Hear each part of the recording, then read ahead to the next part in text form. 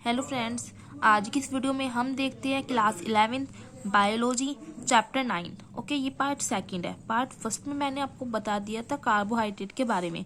Chapter है आपका जैविक अणु। ओके, तो आपको पार्ट सेकंड ये तब समझ आएगा जब आप पार्ट 1 देख लोगे। तो आप जाकर प्लेलिस्ट में चेक कीजिए, आपको पार्ट फर्स्ट वहाँ पर मिल जाएगा। तो चलिए स्टार्ट करते हैं। कुछ महत्वपूर्ण प्रकार के कार्बोहाइड्रेट। फर्स्ट आता है आपका मंड, जिसको आप स्टार्च कहते हो। ये जड़ में अवैल्य होते हैं। पौधों में संचित भोज्य पदार्थ स्टार्च के रूप में मिलता है। मंड कण का निर्माण अमाइलेज व अमाइलोपेक्टिन से होता है। सेलुलोज सेकंड आता है कार्बोहाइड्रेट है जो आपका ये पृथ्वी पर सबसे अधिक मात्रा में पाया जाने वाला कार्बनिक पदार्थ है। सेलुलोज कोशिका भित्ति का महत्वपूर्ण घटक होता है। जीवाणु की जो कोशिका भित्ति होती है वो पेप्टाइड और ग्लाइकोन से मिलकर बनी होती है और कवक की कोशिका भित्ति काइटिन की बनी होती है। पौधे की कोशिका भित्ति जो है सेलुलोज से मिलकर बनी होती है। इंपॉर्टेंट क्वेश्चन है अगर आप नीट की प्रिपरेशन कर रहे हो तो। सेलुलोज ग्लूकोज का बहुलक होता है क्योंकि बहुत सारे ग्लूकोज मिलकर हमें सेलुलोज देते हैं, मतलब ग्लूकोज के अणु मिलकर सेलुलोज बनाते हैं। पौधों में कुल कार्बन का 50% भाग सेलुलोज होता है। सर्वाधिक मात्रा में सेलुलोज कपास की रेशे में पाया जाता है 90%। सेलुलोज बहुत से जीव जैसे जीवाणु, कवक, इनका भोजन भी होता है। मनुष्य सेलुलोज का पाचन नहीं कर पाता, लेकिन कुछ चरने वाले जंतु जैसे गाय, भैंस सेलुलोज का पाचन कर सकते हैं। क्यों कर सकते हैं? क्योंकि सेलुलोज के पाचन में सहायक जीवाणु, जिन्हें हम सहजीवी जीवाणु कहते हैं, इन जंतुओं के अंत में पाए जाते हैं। ओके, थर्ड आपका कार्बोहाइड्रेट आता है ग्लाइकोजन। जंतु और कवक में संचित भोज्य पदार्थ जो है वो ग्लाइकोजन के रूप में होता है।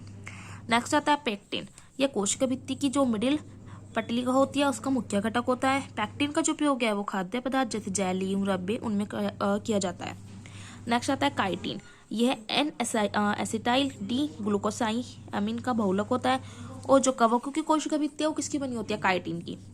कीटों का बाहरी कंकाल काइटिन का बना होता है। काइटिन एन युक्त पॉलीसैकेराइड होता है, नाइट्रोजन युक्त पॉलीसैकेराइड होता है। काइटिन सेलुलोज के बाद पृथ्वी पर पाए जाने वाला दूसरा सबसे अधिक मात्रा का पॉलीसैकेराइड है। ओके, अब हम देखते हैं कार्बोहाइड्रेट के कार्य।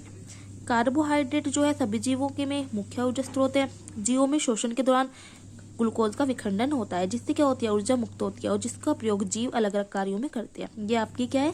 इक्वेशन है। ग्लूकोज एंड ऑक्सीजन क्या बनता है आपका? कार्बन डाइऑक्साइड, वाटर एंड इतनी कैलोरी एनर्जी आपकी निकलती है। नेक्स्ट आता है वसा और एमिनो एसिड का जो निर्माण है वो ग्लूकोज से होता है। स्टार्च पौधों में और जंतुओं में मुख्य ईंधन स्रोत होता है। कीटों जिसे हम आर्थ्रोपोडा फाइलम में रखते हैं उनका बाहरी कंकाल काइटिन नामक कार्बोहाइड्रेट का बना होता है। तो आपका कार्बोहाइड्रेट कंप्लीट हो जाता है। फर्स्ट जो पार्ट था उसमें भी मैंने कार्बोहाइड्रेट आपको डिटेल में बताया था, इस पार्ट में मैंने आपको यूज बताया उसके। ओके, अब हम देखते हैं नेक्स्ट टॉपिक आपका जो आता है प्रोटीन। प्रोटीन शब्द का प्रयोग सर्वप्रथम बेर्जेलियस और मुंडर ने किया था। सजीव शरीर का 14% भाग प्रोटीन का बना होता है। प्रोटीन जो है एमिनो एसिड से मिलकर बना होता है, इसीलिए इसे एमिनो एसिड का बहुलक कहते हैं। प्रोटीन का निर्माण कोशिका द्रव्य में ट्रांसलेशन द्वारा होता है। इस क्रिया में 20 प्रकार के जो एमिनो एसिड है वो पार्टिसिपेट करते हैं जो कि जीव द्रव्य में पाए जाते हैं। अब एमिनो एसिड हमने कहा है 20 के 20 में 10 जो होते हैं वो आपके अनावश्यक या अनिवार्य एमिनो एसिड होते हैं एंड 10 क्या होते हैं? आवश्यक या अनिवार्य एमिनो एसिड। अनावश्यक कौन से होते हैं? शरीर में इनका निर्माण होता है, इसे हम नॉन एसेंशियल भी कहते हैं। और आवश्यक शरीर में निर्माण नहीं होता, इसलिए इनको हम भोजन से प्राप्त करना होता है, इसे कहते हैं एसेंशियल एमिनो एसिड। 20 प्रकार के एमिनो एसिड में 10 प्रकार के एमिनो अम्ल हमारे शरीर की कोशिकाएं स्वयं बना लेती है, जिसे हम क्या कहते हैं? अनावश्यक या अनिवार्य एमिनो एसिड। और 10 ऐसे एमिनो एसिड जिसका निर्माण शरीर में नहीं होता, जिन्हें हम बाहर से भोजन के स्रोत के रूप में ग्रहण करना होता है, इसलिए इनको अनिवार्य एमिनो एसिड कहते हैं, एसेंशियल। ओके, एमिनो एसिड के प्रकार होते हैं 20 प्रकार के, ये आप नाम देख लेना कौन से होते हैं। ये अर्जिनिन है, हिस्टिडीन, इसको डिनोट करते हैं सूत्र जो उनका ARG हिस्टिडीन। ओके, तो आपको इस सबको लर्न कर लेना है।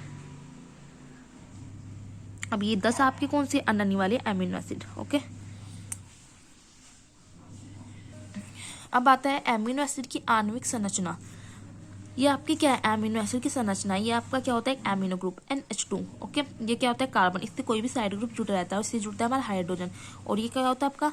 ये होता है हमारा आपका carboxyl group. Okay, side group is different in different amino acid. ये कोई भी डिफरेंट होता है आपका side group. Okay, for example leucine amino acid जो है आपका, इसमें देखिए आपका जो साइड ग्रुप है ये वाला है। ओके, सेलेन एमिनो एसिड में क्या है आपका साइड ग्रुप? ये वाला है, तो डिफरेंट डिफरेंट होता है। अब देखिए प्रोटीन में जो प्रोटीन किससे मिलकर बना होता है? एमिनो एसिड थे। ठीक है, प्रोटीन जो है आपका एमिनो एसिड से मिलकर बना होता है, और प्रोटीन में जो एमिनो एसिड है वो आपस में किस बॉन्ड के द्वारा जुड़े रहते हैं, वो होता है आपका एमाइड बॉन्ड या पेप्टाइड बॉन्ड कहते हैं उसको। पेप्टाइड बॉन्ड या एमाइड बॉन्ड से जुड़ा होता है, जो कि एक एमिनो अम्ल के कार्बोक्सिलिक समूह तथा दूसरे एमिनो अम्ल के एमिनो समूह के बीच बनता है। ये देखिए आपके एमिनो एसिड जुड़ के आपके प्रोटीन्स का निर्माण करते हैं, और ये किससे जुड़ रहते हैं एमिनो एसिड आपस में, पेप्टाइड बॉन्ड, जिसको आप एमाइड बॉन्ड भी कहते हो।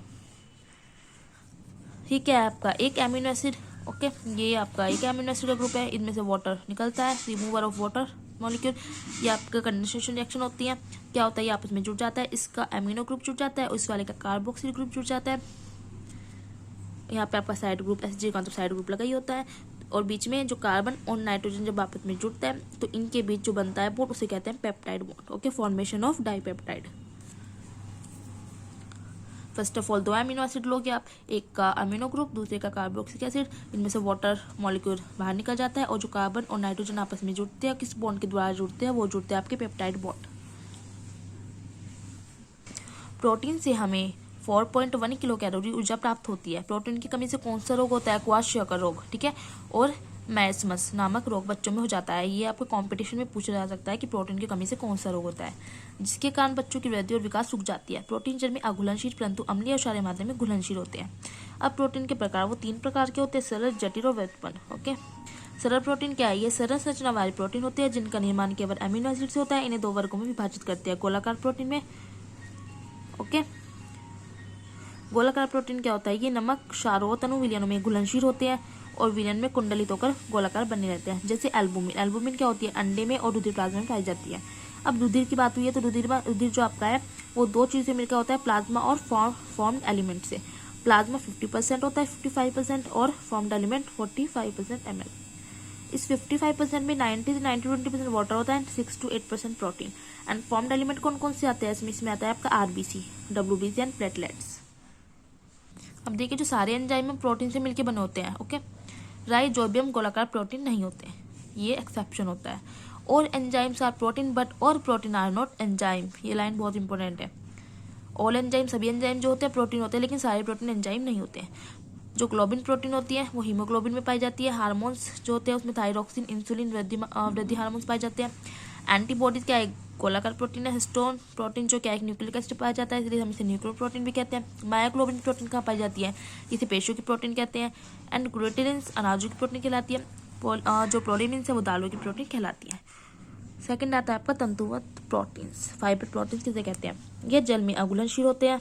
ये संरचना में बड़े, लंबे, संकुचनशील होते हैं। ये शारीरिक संरचना के निर्माण का कार्य करते हैं। जैसे एक्टिन और मायोसिन, ये पेशियों की प्रोटीन कहलाती है। फाइब्रिन प्रोटीन जो है रुधिर के थक्कों में पाई जाती है, और कोलेजन प्रोटीन इलास्टिन रेटिकुलम में पाई जाती है। देखिए, जो ये collagen protein, elastin protein, reticulum protein, ये कहाँ पाई जाती है, उपास्थियों, कंडराओं, अस्थियों में पाई जाती है। ओके, क्रिएटिन प्रोटीन जो है सींग, नाखून, त्वचा की प्रोटीन, बाल की प्रोटीन में पाई जाती है। फाइब्रोइन रेशा प्रोटीन है एक। नेक्स्ट आती है आपकी जटिल प्रोटीन। इनमें सरल प्रोटीन अणु के साथ एक अन्य अप्रोटीन भाग जुड़ा होता है, जिसे आप क्या कहते हैं, प्रोस्थेटिक ग्रुप। जैसे हीमोग्लोबिन, हीमोग्लोबिन किससे मिलकर बना होता है, हीम से और ग्लोबिन से। हीम क्या है, एक पिगमेंट होता है, ये रेड कलर का होता है। ओके, ग्लोबिन क्या होती है, सरल प्रोटीन। प्रोस्थेटिक समूह के आधार पर जटिल प्रोटीन के भी निम्न प्रकार होते हैं, जैसे आपका न्यूक्लियर प्रोटीन आ जाता है। ओके, इसमें प्रोस्थेटिक समूह के रूप में क्योंकि न्यूक्लिक अम्ल होता है। सेकंड आ जाता है क्रोमा प्रोटीन। इसमें प्रोस्थेटिक समूह क्या होता है, पिगमेंट होता है कोई भी। लाइपर प्रोटीन आता है, इसमें वसा अणु प्रोस्थेटिक समूह के रूप में होती है।